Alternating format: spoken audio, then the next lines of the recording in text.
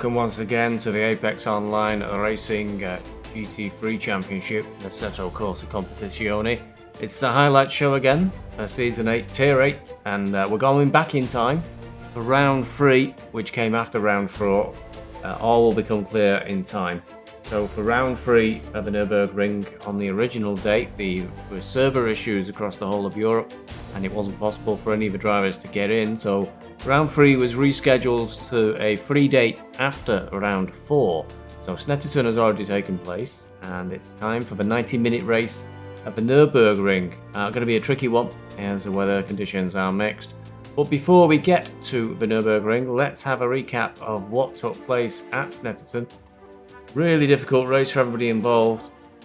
D'Souza had qualified on pole, and alongside him it was Daniel Petrov. It didn't take long into turn 2 on the hairpin. Daniel Petrov got up the inside of D'Souza, who went a little bit wide on the hairpin, in a little bit of bashing the doors, but Petrov got away, and it was only on turn 4 that D'Souza's race, having qualified on pole, was really in a lot of trouble. It looked a lot like Andy Hansen in car 55, and went into the back of him, and they both went off on the hairpin. I'm not sure if Andy Hansen carried on, but D'Souza did plug away and keep going. By the end of the first lap, it was Petrov in front with Nilsson in second place, Zigo in third, and Vila in fourth.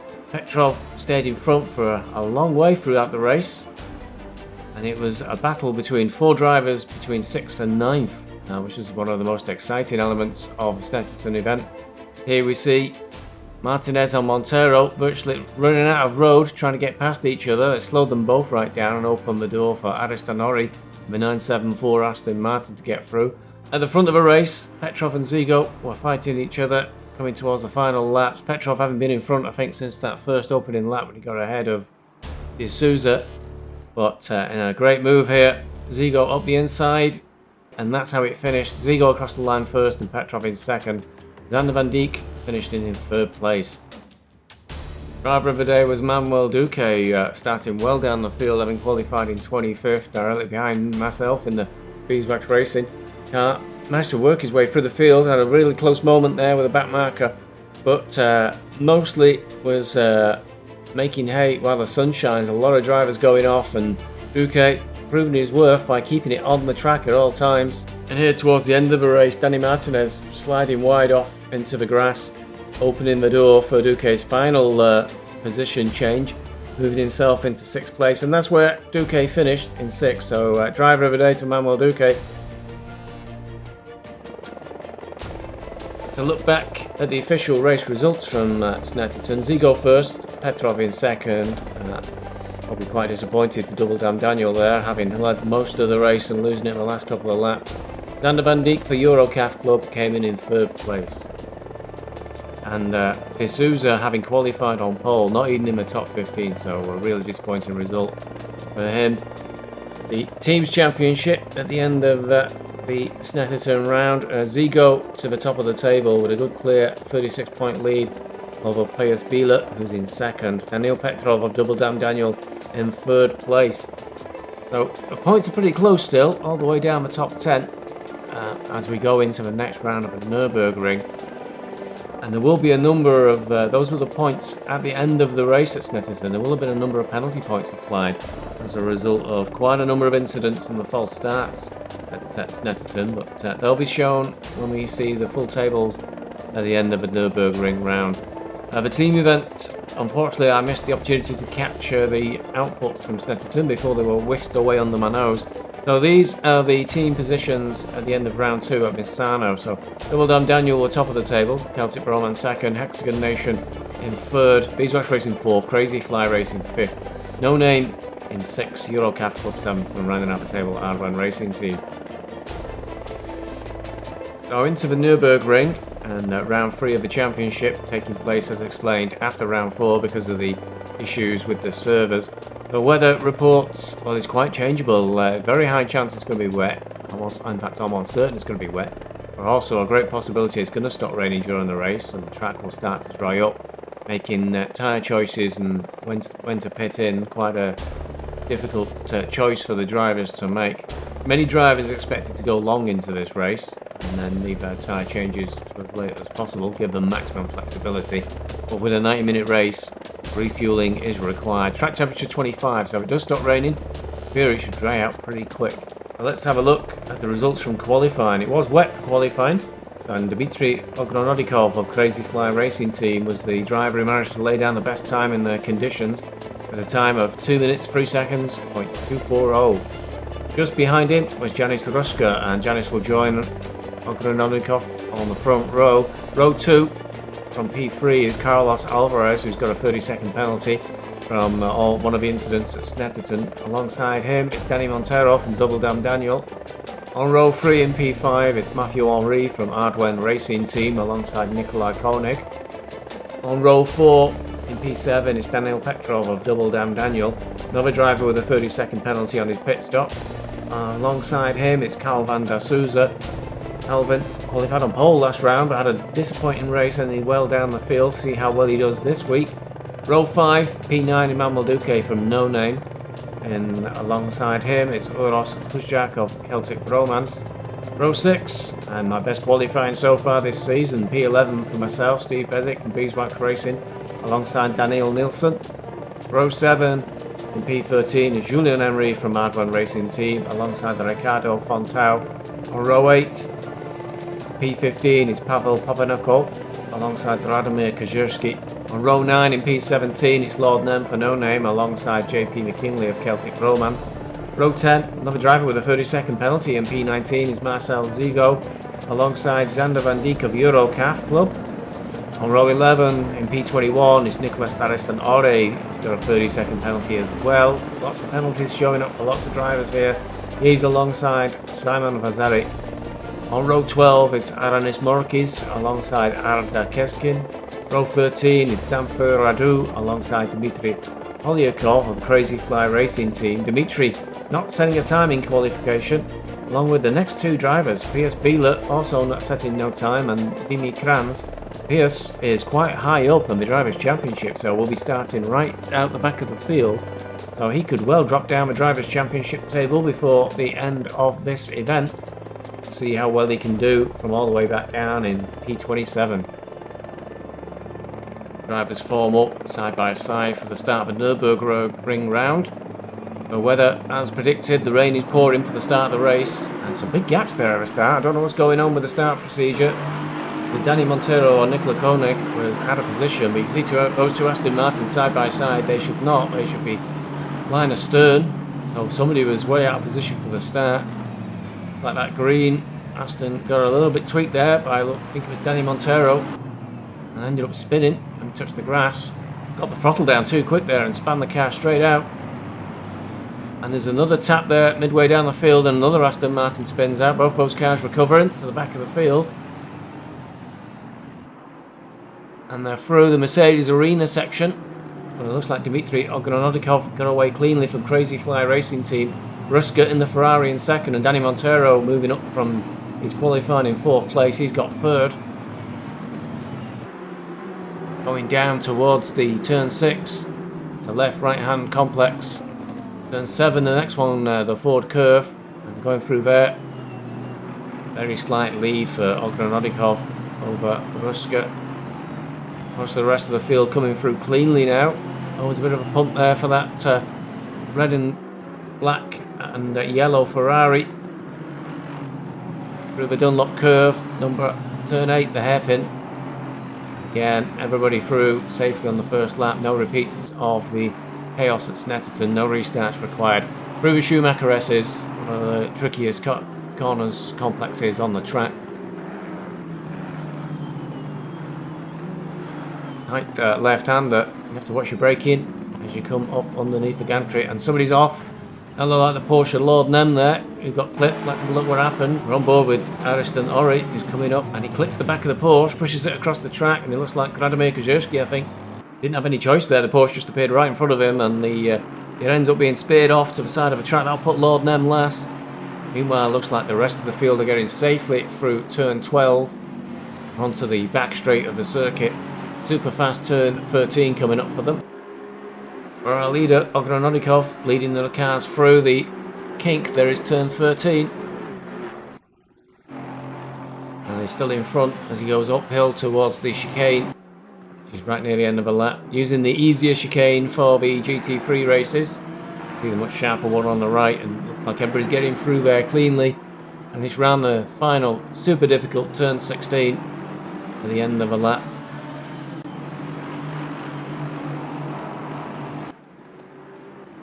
Across the line to confirm it's Ogrodnikov in first, Ruska in second, Montero in third, one of the Henrys in fourth, Alvarez in fifth, Onyx in sixth, D'Souza in seventh, Mamoduke in eighth, myself in ninth, and Uros Huzjak in 10th.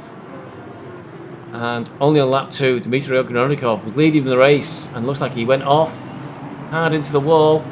That's Calvin D'Souza going through, so losing loads of places there. Ogrodnikov, you can already see D'Souza in front and Duque behind, so disaster for Ogrodnikov on lap 2. Was in the lead of a race, well down the field now, and will be carrying damage as well. Duque trying to get through on him, not sure he's close enough, but not a great start. Should be able to sweep round and keep that position at least, but he'll be really disappointed having qualified so well. On lap 3, Alvarez started to try and move through the field, coming up on Matthew Henry on the outside of turn 1. Cam should be able to carry greater speed through there, or is he just edging in front of the Aston and fall behind? Still side by side. Oh, he gives him a little tap at the back. That won't go down well, and Alvarez came into this event already carrying some penalties, and that one may well end up with the stewards. Alvarez pushes on though.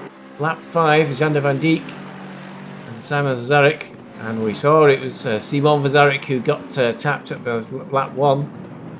Van Dijk nicely up the inside of turn 1 there. Vazarek trying to come back around the outside, but Van Dijk should have the faster line and hold off the Ferrari. They go through the Mercedes Arena complex round the turn 3 and then switch back for turn 5. 4 and 5. We're in lap 5. With the number 63, Aston Martin as Zamfir Radu. And up on Nicholas Harrison, alright, the pinkish Aston Martin. Oh, he's done it again. Harrison Orre's had some difficult races. He's caught the Porsche and he seemed to go off track slightly there, lose all traction, and suddenly speared back on track, hit the 63 Aston Martin of Radu. Harrison Orre having a nightmare race in the wet, getting involved in all sorts of incidents, though he really won't want to, because I think he was carrying penalties coming into this race. Stewards won't look too kindly on that. Lap 8 with Ricardo Fontau, one of our drivers of the day, one of the previous rounds, tackling Daniil Petrov in the light blue Aston Martin. Side by side. Well, it looks like Fontau's got a better position as they come through turn 7 down towards the hairpin. Well done there to Fontau at holding out the Petrov. We're on lap 9 with Pavel Papanako coming up on Daniel Nilsson in the Lamborghini. Going through the hairpin bend at the bottom of the course, it certainly looks that way. Oh, and Nilsson just went a little bit wide there, left the door wide open for Papanako. As he climbs up towards the Schumacher S, is well in front of the Lamborghini, so an easy pass there to get P9.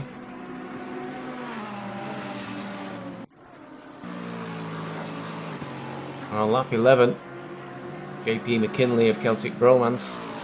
Again coming up on Daniil Nilsson. I wonder if he's struggling with some sort of issue, or maybe his setup wasn't quite right, but it looks like he went really wide there, did Nilsson.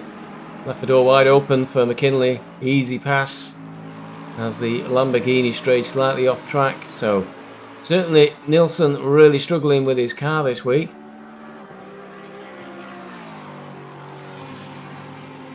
We're into lap 12. We're with Daniil Petrov in the light blue Aston Martin. Coming up on the Radomir Kazurski, who's been having a difficult season so far. The big contender. Daniel really pushes his luck there, gets outside on the slightly slicker surface, and they come together. Somehow Daniel keeps it on the track, but that was a very rough way of overtaking. Kazurski certainly came out worse on that one. Got bounced right onto the grass, so he was through, but I don't know what the stewards might make of that if he does make it in front of them. On lap 13, Polyakov and Aronas Morkis on the outside there, side by side. I'd say, from what I can see, it looks like Morkis has got ahead of the Aston Martin there, Polyakov has come through. It looks like the hairpin bend at the bottom of the course, back up towards the Schumacher S's. Yeah, Morkis well ahead in the Mercedes there. On lap 15, Alexander Van Dijk in P13 coming up on Uros Husjak, who's in P12. They're on the start-finish straight coming up towards turn 1.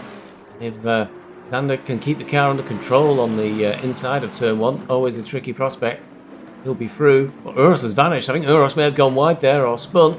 Oh no, there he is. I don't know where he's been going. Somehow he got that McLaren through in front of the Mercedes. That was incredible. Bit of luck there to keep it on the track. Meanwhile, lap 17, Calvin de Souza, Steve Bezic.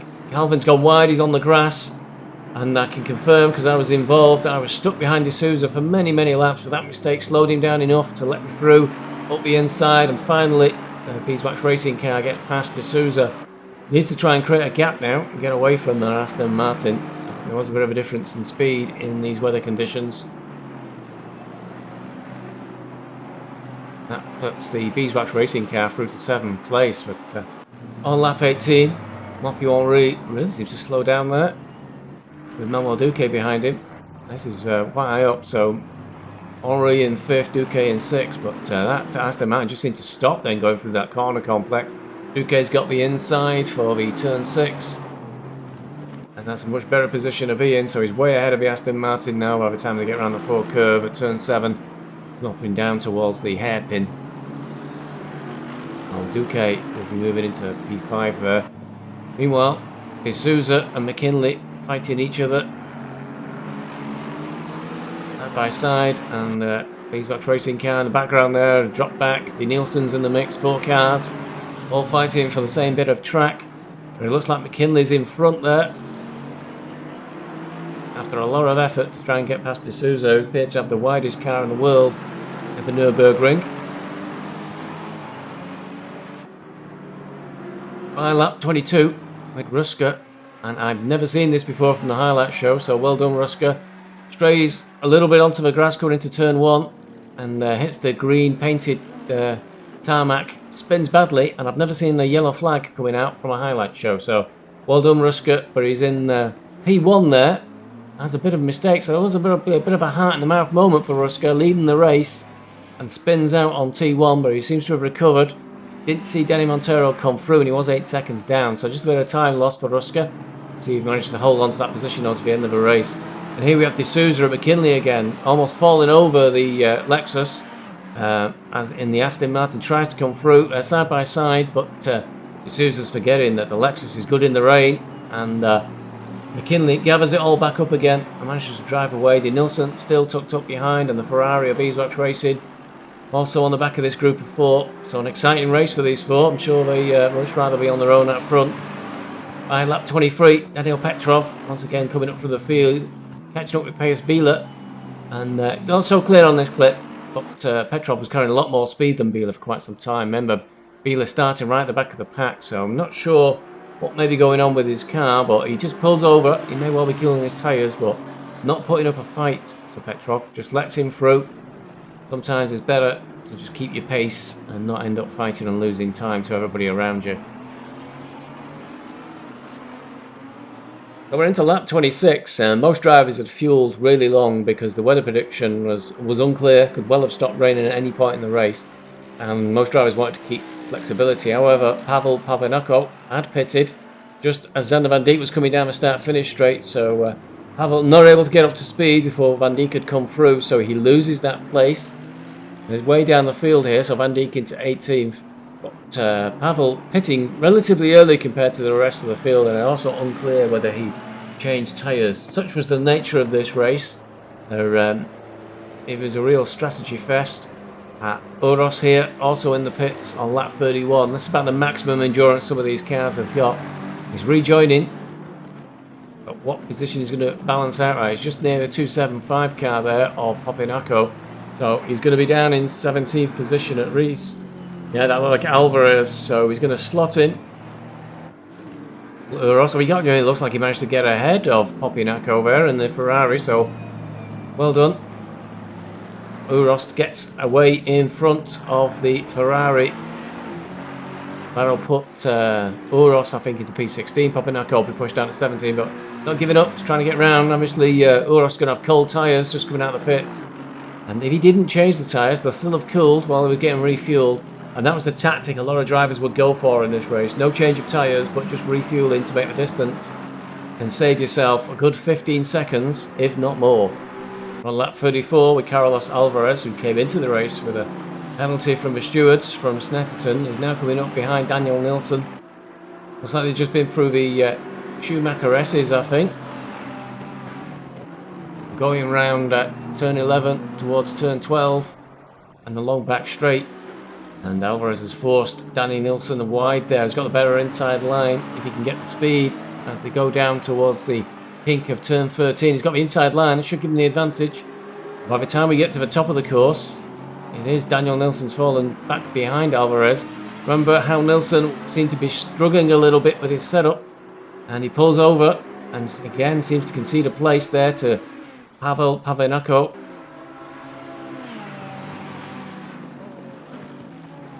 The Ferrari goes through on Daniel Nilsson.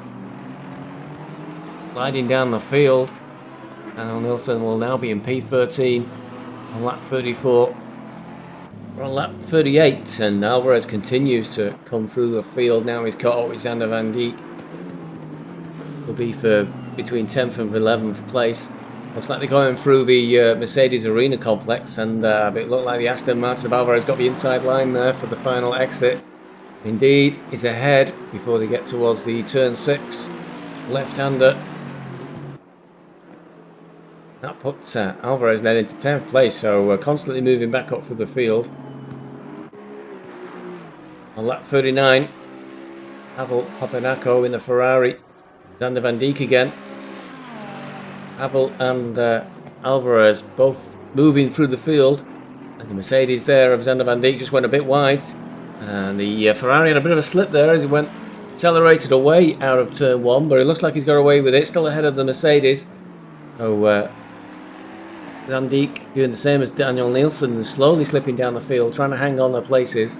We're not far from the end of a race, and it all depends whether people change tyres or not. I know a lot of our front runners did not change tyres in the pits and just refueled. On lap 40, we've got Daniel Petrov closing in on Uros Huzjak, trying to carry a lot of speed in there. Perhaps he's been a bit too ambitious. Caught the grass, goes right across the track. Luckily managed to avoid everybody. Looked like the Schumacher S's, I think. Now rejoins the track, but it looks like instead of getting through on Uros Huzjak, he's going to go behind the number 49 of Ogrenovnikov. But there was a little bit of coming together there. It didn't look too bad.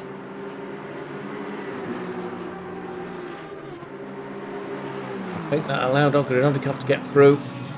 Petrov to fall back, and then immediately Ogrenovnikov makes an attack attempt on Uros Huzjak.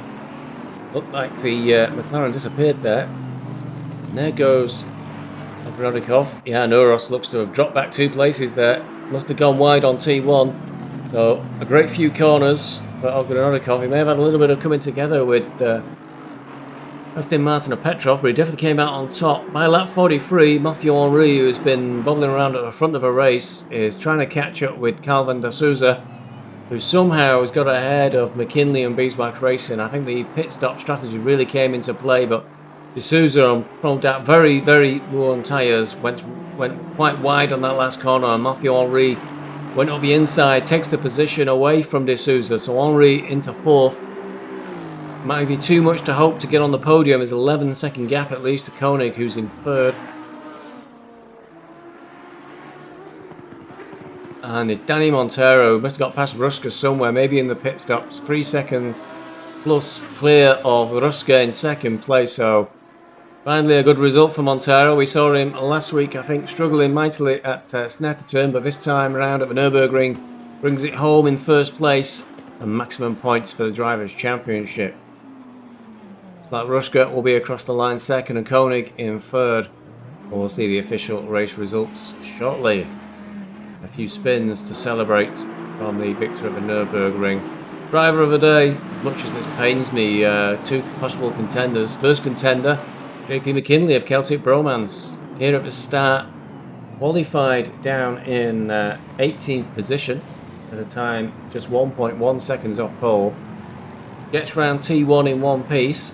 It's almost 4 wide though there on the corner, so he does believe in living dangerously. And then on the first lap, not quite sure what happened there. A bit of a coming together with the number 80 car, which spins off, but McKinley somehow manages to keep going and keep his position.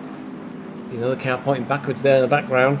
So very lucky, I think, in some ways. We don't know if that man may go to the stewards, but I'm not quite sure what happened when they came together.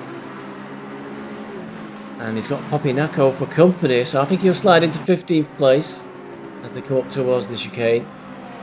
And this is just the opening lap, so still a long way to go.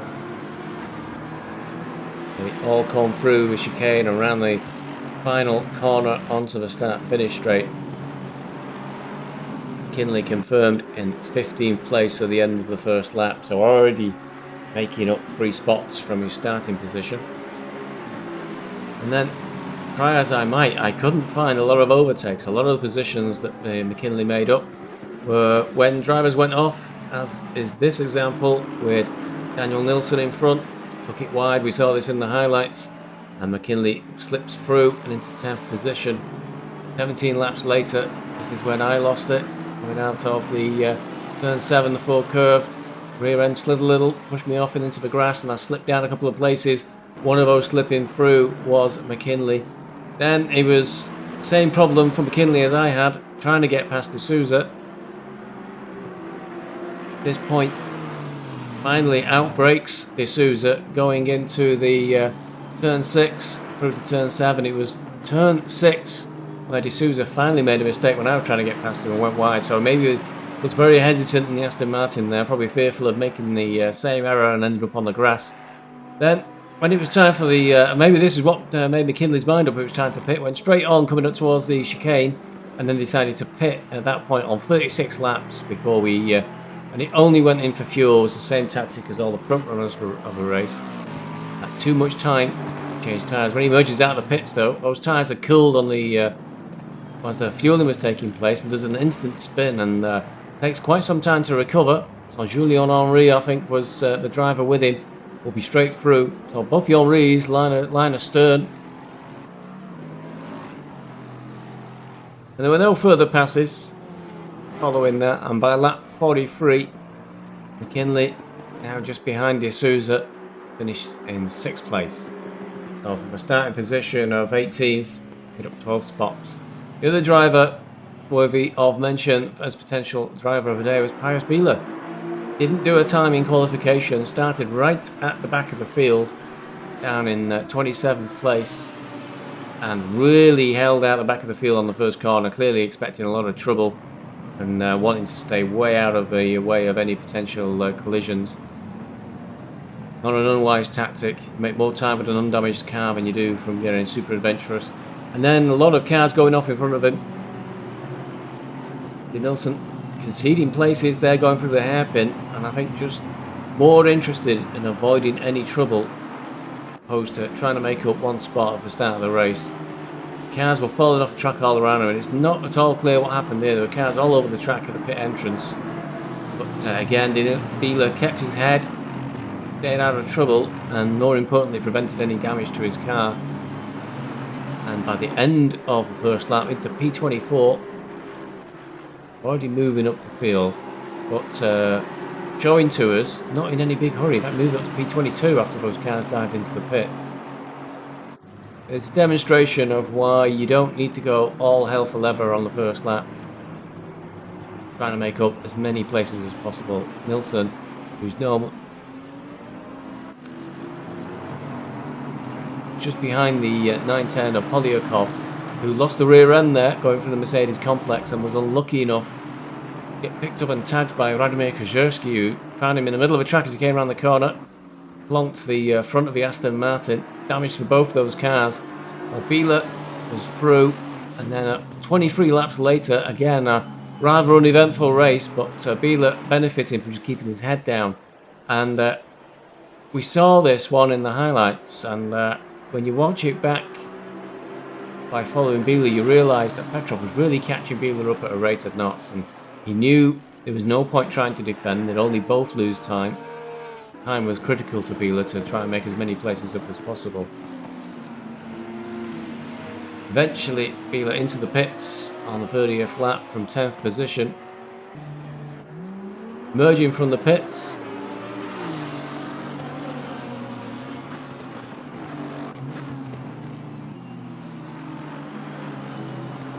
Again, after the pit stops, Petrov comes at him again. Once again, Biela not wanting to fight for a position he knows he's probably going to struggle to defend. 35 laps in now, and Biela is in P17.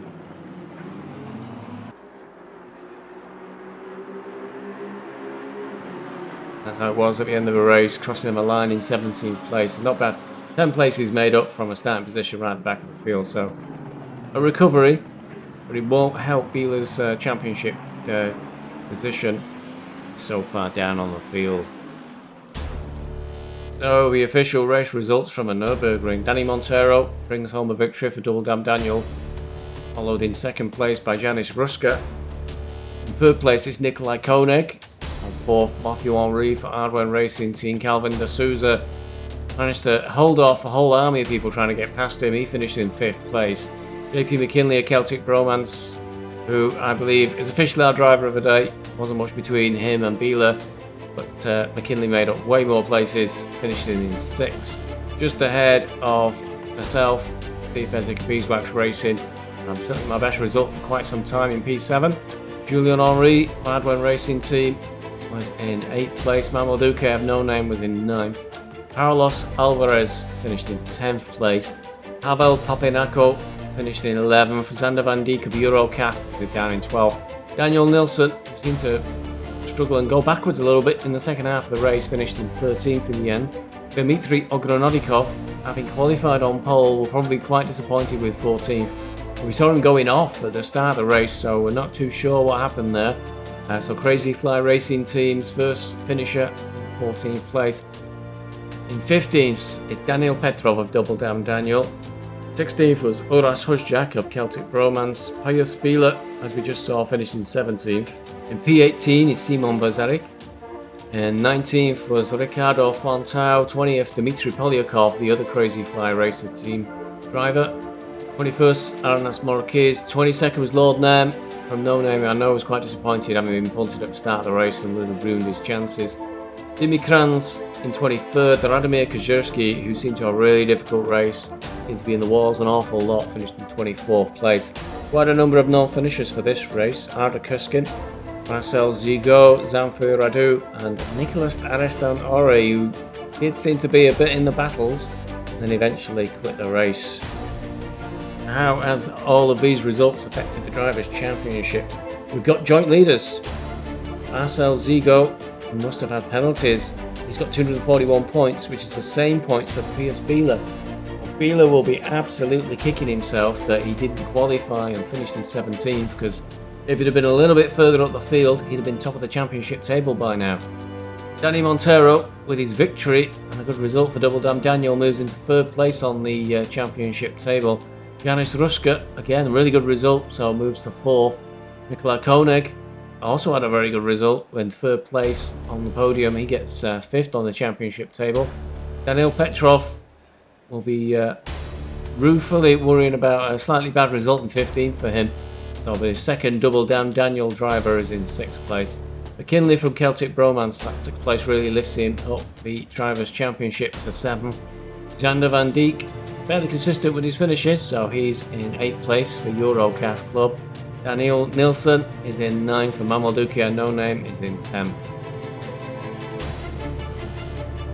Moving on to the team's championship table, which is now back on track. In first place, it's Double Damn Daniel, Danny Montero and Daniel Petrov with 417 points. In second place, it's Celtic Bromance, Uras Huzjak and JP McKinley with 303 points, 114 point gap. So they've got to hope for some bad results for the two Dans ahead of them if they're going to catch up. In third place, it's Hexagon Nation, Daniel Nilsson and Andrei Ranihag with 229 points. Not sure Andrei taking part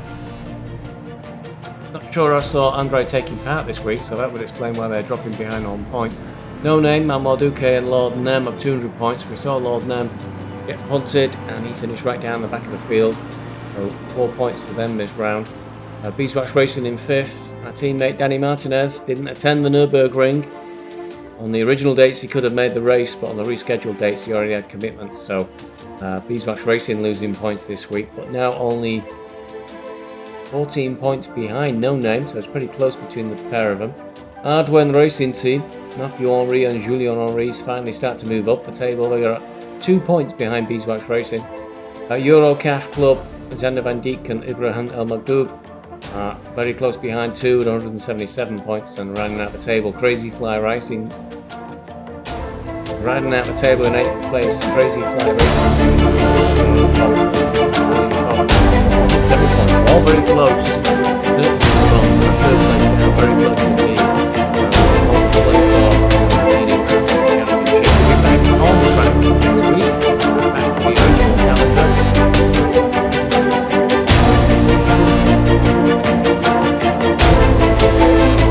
We'll be back on track next week, back to the original calendar with the original schedule of round 5 at Zandvoort.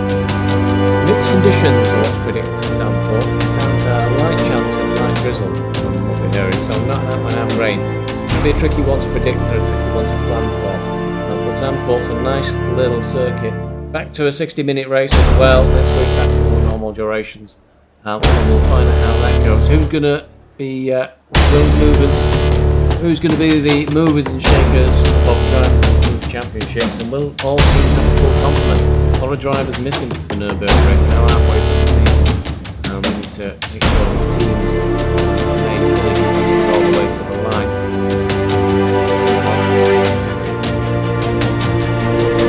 And that's it for the highlight show for the Nurburgring. There were other events in the meantime. Like I said, if you want to catch the screen broadcasts from my perspective, or the online league races, or also IS. And that's it for the highlight show from the Nurburgring round of Tier 8, Season 8. Hope you enjoyed the show. Please leave a like and subscribe if you want to catch the future highlight shows, or indeed live streams of the Apex Online League races. I'm also competing in Dirt Rally for Apex Online and doing ISDA League this season. So they're all available on live stream when the events are taking place. Calendars will be following up in the titles. Please leave a like if you've enjoyed this show, and please subscribe to the channel if you want to catch more. Thanks for watching. Have a great time. See you next time out. Cheerio.